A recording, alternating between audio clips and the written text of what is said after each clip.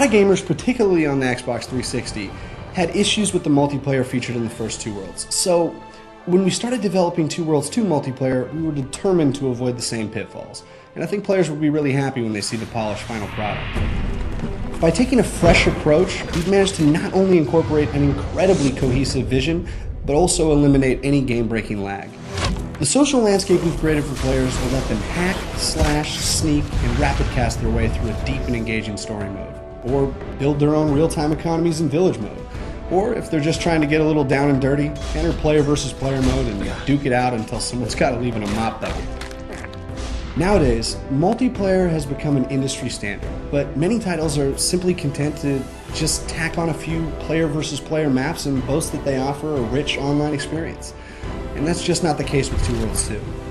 We began planning our online modes since inception, making sure that we set the groundwork for a robust experience that both illuminates the single-player campaign while also setting it apart. For Adventure Mode, we wanted to provide entertaining, story-driven quests that dive deeper into the history of Annalore and set the stage for events to take place in the single-player campaign. But this isn't just a small side story. Players should get ready for a rich storyline centered around some memorable characters from single-player, as well as a few new faces.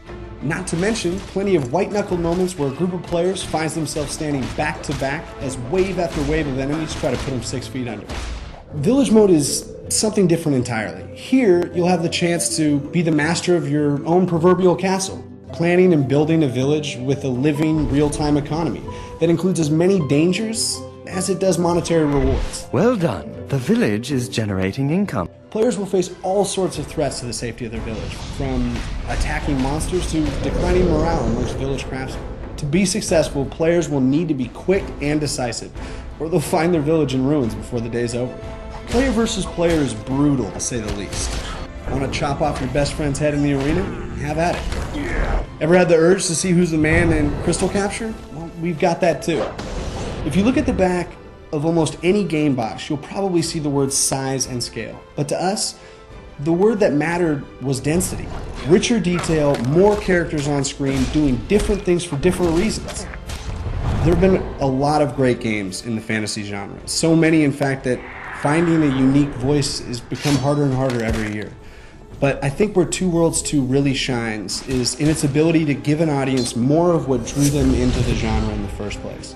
To be honest, we've listened to the fans, and we've learned a lot from the first game, and we're all really pleased with the result.